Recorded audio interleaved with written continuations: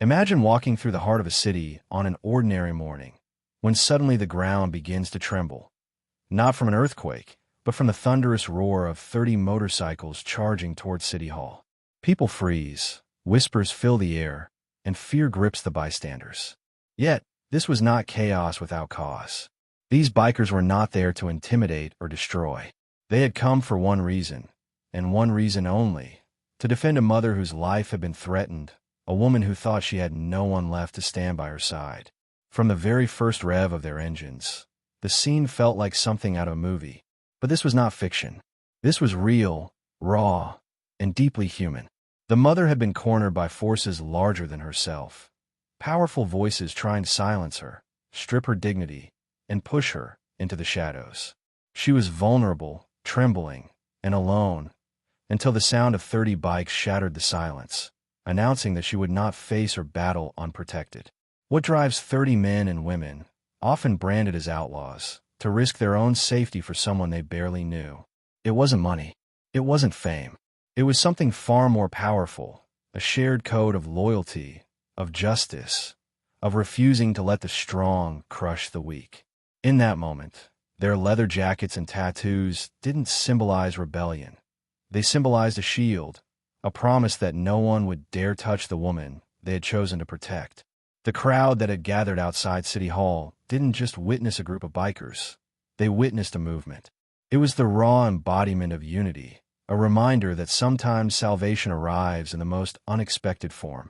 Mothers held their children closer, men wiped tears from their eyes, and whispers of awe rippled through the streets. The mother herself, overwhelmed with emotion, could barely stand as these unlikely heroes surrounded her like an iron fortress. And as the engines roared louder, the message became crystal clear. This was not about rebellion. This was about resilience. This was not about intimidation. This was about inspiration. A woman who had almost lost everything found, in the most unlikely of allies, the courage to fight back. And the city, shaken by the sight of 30 bikers storming its heart, would never forget that sometimes the loudest declarations of justice come not from courtrooms, but from the streets. The moment the bikers dismounted, silence blanketed the square in front of City Hall. Leather boots hit the pavement in perfect rhythm, a sound that echoed louder than any official speech ever could. People who had once seen them only as rebels or troublemakers now watched with wide eyes, their preconceived notions unraveling before their very gaze. The mother stood trembling, but as the bikers formed a protective circle around her, her fear slowly began to give way to something else: the fragile seed of hope. Inside the building, officials peered through glass windows, whispering nervously. They had expected the woman to come alone, defenseless, her pleas drowned out by bureaucracy. Instead, she had arrived backed by an unbreakable wall of roaring engines and unwavering loyalty. Every step she took toward the entrance was accompanied by the sound of heavy boots beside her, as if the pavement itself had pledged allegiance to her cause. For the mother, this was not just about safety, it was about dignity. She had been mocked, ignored, and dismissed for too long. Now, surrounded by these 30 figures, her voice no longer trembled. She lifted her head, met the stares of those who tried to intimidate her, and found strength where moments ago there had been only despair. It was as if the courage of 30 bikers had been poured into her veins, setting her heart on fire. The crowd watching from a distance could feel it too. They weren't simply spectators to a protest. They were witnesses to a transformation. People leaned closer, recording on their phones, whispering to one another. A mother, who had been pushed to the edge of defeat, was reclaiming her place, not with violence, but with the silent yet undeniable force of unity. Every great story of resilience begins with a turning point. This was hers. She was no longer the woman who had begged for mercy. She was the woman who walked into City Hall with 30 engines at her back, carrying the weight of justice on her shoulders, and the whole city could feel the electricity in the air. Inside the Grand Hall, the air was thick with tension. The officials, dressed in suits and ties, shuffled their papers nervously, as if paper shields could protect them from the storm that had just entered their world. The mother's steps echoed like a drumbeat, steady and unrelenting, while behind her, the bikers lined the walls with silent defiance. Their presence was overwhelming, not because of noise, but because of the unspoken truth they carried. This woman was no longer alone. Every eye in the room darted between the officials and the mother, as though waiting for a clash. But what came instead was silence. Powerful, suffocating silence. It was the kind that stripped away illusions, forcing everyone to confront the weight of the moment. The mother's voice finally broke through, calm yet fierce. She spoke not as a victim, but as a defender of her family, of her rights, of her very existence. And as her words filled the chamber, the officials who had once dismissed her suddenly found themselves shrinking under her gaze. The bikers remained still, their eyes sharp, their presence like a fortress of flesh and steel. To them, it wasn't just about one woman's fight. It was about the principle that no voice, however small, should be silenced. Their loyalty was a reminder that justice isn't always handed down from a bench or a gavel. It is sometimes carved into the world by ordinary people who refuse to turn away. For those watching outside, the moment was nothing short of cinematic. Parents whispered to their children, teaching them that courage could take unexpected forms. Strangers held their breath, sensing they were witnessing history, not because it was written in a book, but because it was unfolding in front of their eyes.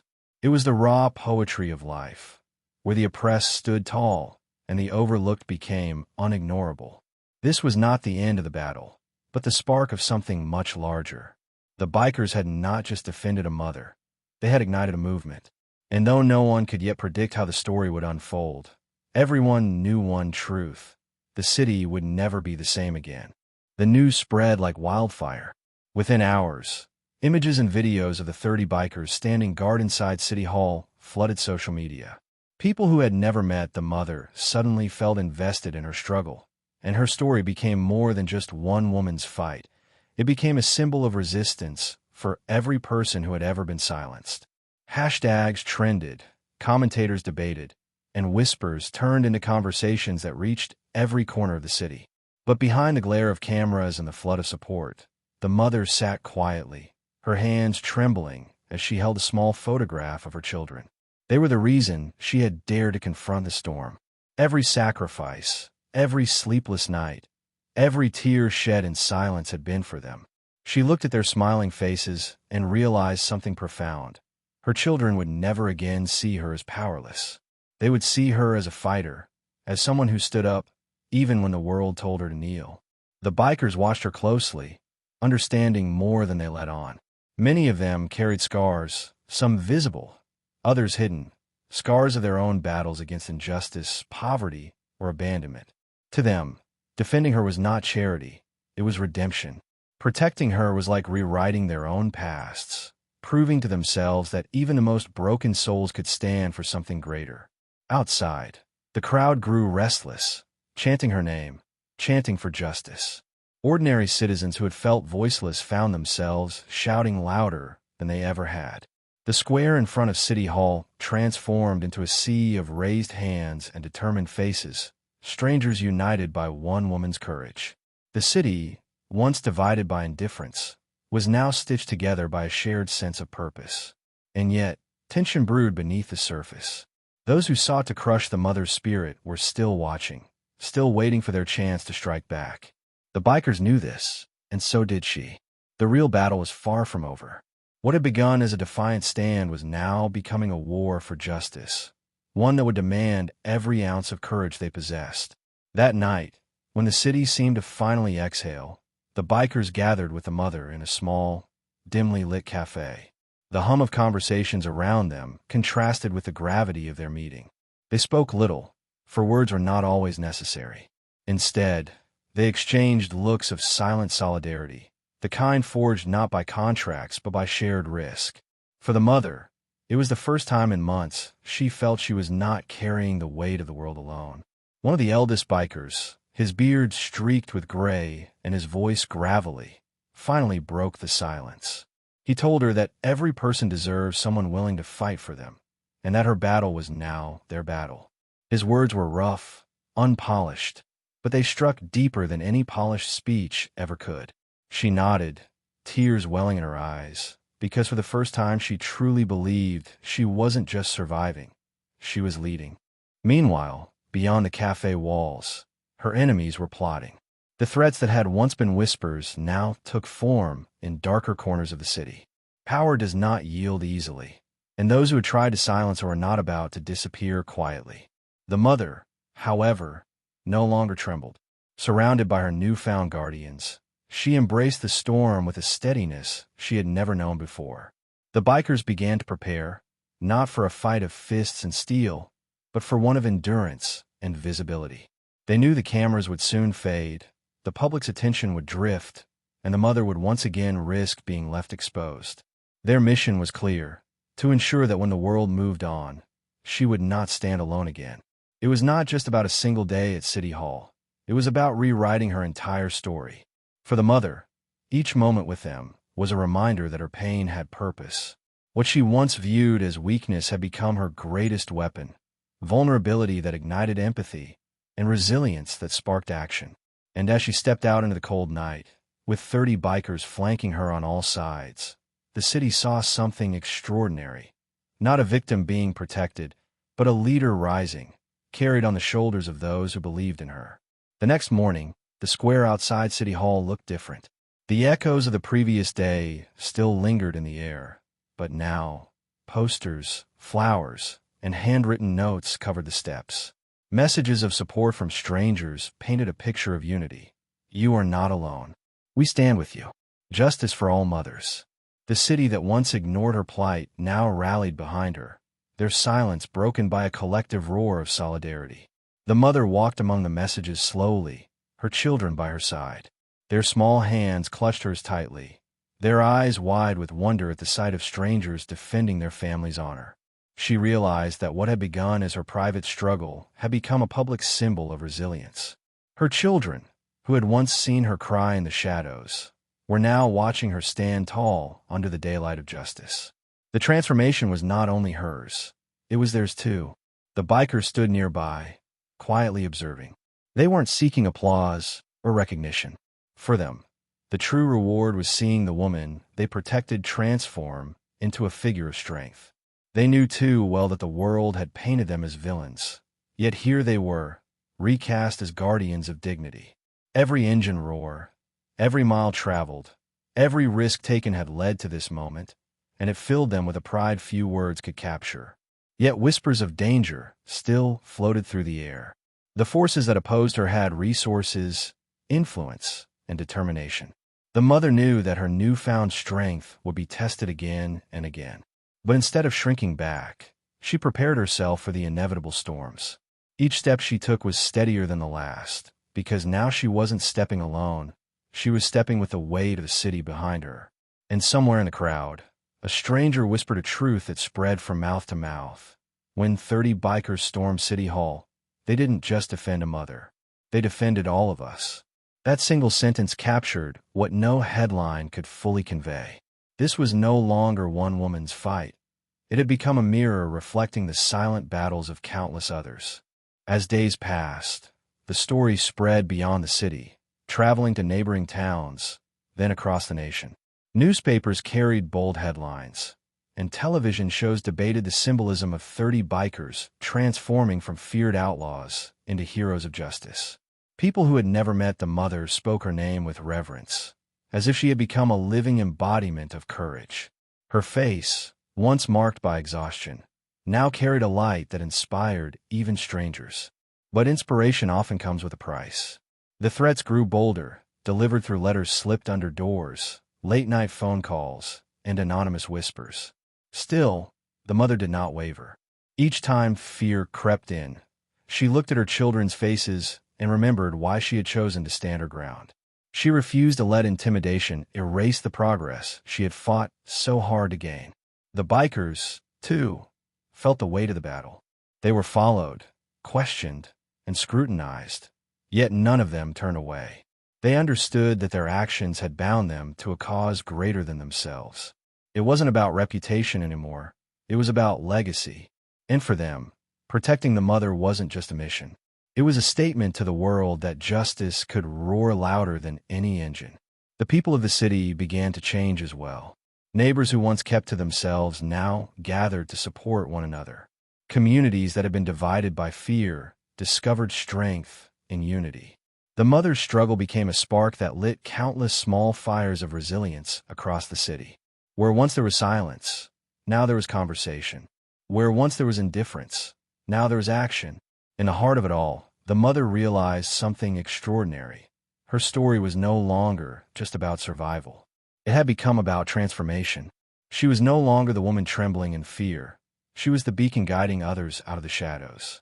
And as long as 30 bikers kept their engines ready, the world knew her voice could never again be silenced. The city began to pulse with an energy it had never known before.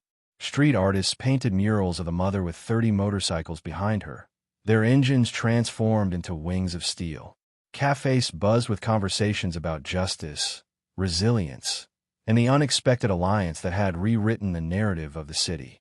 For the first time in years, people felt a sense of belonging to something larger than themselves. The mother, though humbled by the growing movement, knew she had to remain grounded. She returned daily to her modest home, cooking simple meals for her children, tucking them into bed with whispered promises that tomorrow would be brighter. Yet even in these quiet moments, she understood that her life would never again be ordinary. Every decision she made, every step she took, was now watched by countless eyes who drew strength from her. The bikers adjusted to their new roles too. Where once they had been seen as menaces, now they were approached by strangers with gratitude. Parents shook their hands, children asked to sit on their motorcycles, and elderly citizens pressed coins into their palms as tokens of thanks. From men and women used to being feared, the sudden embrace of the community was both strange and deeply moving. It was as though, in defending one mother, they had been adopted by many. Yet, with recognition came responsibility. They could no longer retreat into the shadows of anonymity. Their presence was demanded not just at City Hall, but at schools, hospitals, and community gatherings. The bikers found themselves becoming symbols of safety, the silent guardians people looked to when fear threatened to return. It was a role they had never expected, but one they now carried with a surprising sense of honor. And through it all, the bond between the mother and her protectors deepened. What had started as an act of defiance had grown into something sacred, a family not bound by blood, but by sacrifice. She no longer saw them as bikers. She saw them as brothers and sisters in arms, a living wall of steel and flesh that would not let her fall. But while the city celebrated, the storm outside its borders grew darker. Powerful figures whose authority had been challenged began to conspire in silence.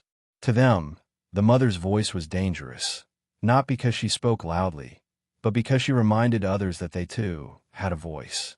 Silence was power, and she had broken it. That made her a threat. One evening, as the mother prepared dinner, her eldest child asked a question that cut to her core. "Mom, will the bikers always be here?" She paused, realizing she could not promise forever. Yet she knelt, looked into her child's eyes, and said, "Even if they are not here in body, they will always be here in spirit. Because courage never leaves us once we have found it." That answer, though simple, carried the weight of a truth she was only beginning to embrace. The bikers themselves felt the rising tension. Their instincts told them that something was coming, a confrontation not of fists or chains, but of wills. They polished their bikes, checked their routes, and watched the shadows with sharper eyes. Each one of them knew the cost of loyalty could be high, but none were willing to abandon the woman whose bravery had inspired them to rediscover their own humanity. The people of the city sensed it too. Conversations grew quieter, glances grew sharper, and prayers were whispered in the night. Yet instead of retreating, they drew closer together. They organized gatherings, held vigils, and taught their children the importance of standing up for what is right. The city was preparing, in its own way, for the storm it knew was coming. And in the center of it all, the mother stood steady. She no longer carried the look of a victim. Her eyes burned with quiet determination. Her voice carried the weight of truth, and her every step was echoed by the thunder of 30 engines ready to ride at her side. If a storm was coming, then she would face it not as one woman, but as the heart of a movement too powerful to silence. The storm finally revealed itself.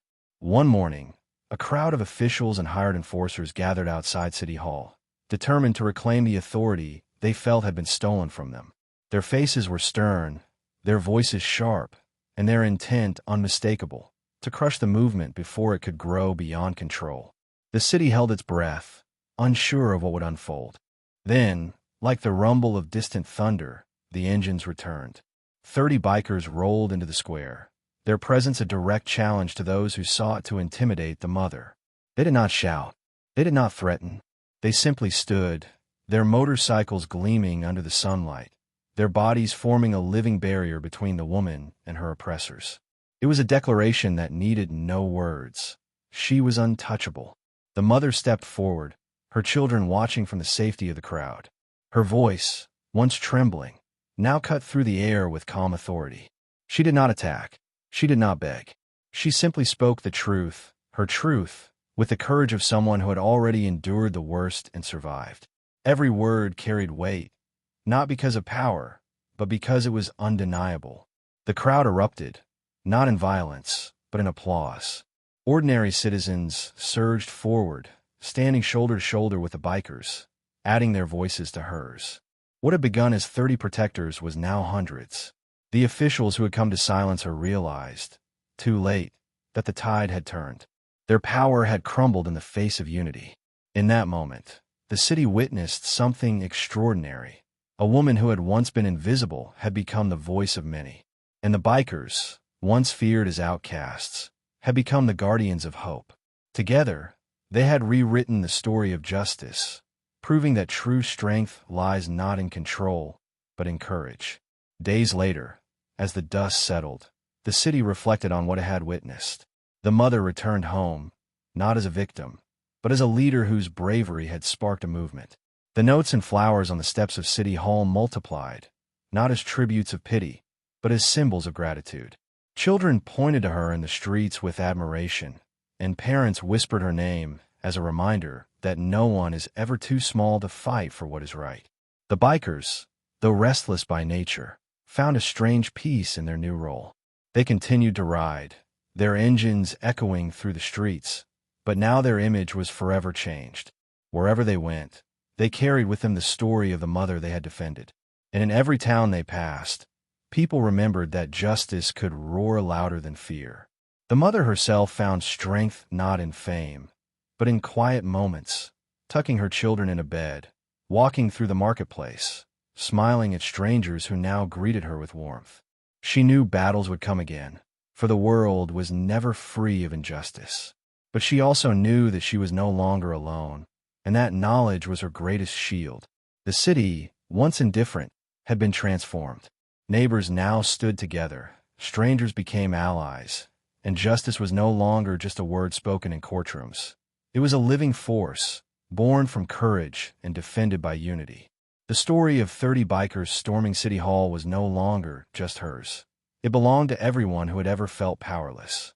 And though engines eventually grew quiet and crowds dispersed, the legacy remained. It was not the noise of the motorcycles or the spectacle of the protest that endured. It was the lesson carved into the city's heart, that when ordinary people unite to protect the vulnerable, no power on earth can silence them. The story of the mother and the 30 bikers is more than an extraordinary event. It is a reminder that courage is contagious. One woman's cry for help became the roar of an entire city, proving that even the most fragile voice can shake the walls of power when it refuses to be silenced. What began as fear transformed into hope, and hope became a shield stronger than any weapon. This tale reveals that heroes do not always wear uniforms or carry badges. Sometimes they ride in on motorcycles, scarred by their pasts, but determined to carve a different future. Sometimes they are ordinary citizens who simply decide they can no longer stand by in silence.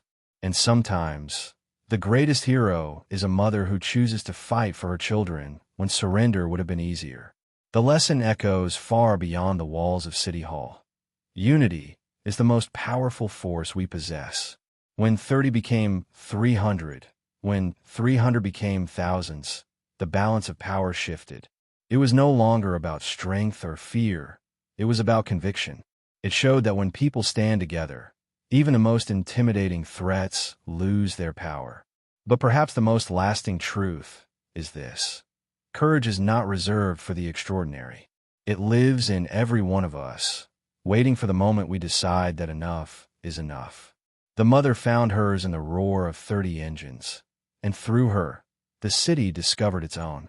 Her story challenges us to ask ourselves, when the moment comes, will we rise, or will we remain silent? If this story moved you, let it continue beyond the screen. Share your thoughts in the comments, add your voice to the conversation, and be part of a community that values justice and resilience. And if you want more powerful stories like this, make sure to subscribe and like the video. Together, we can keep these voices alive and ensure they are never forgotten.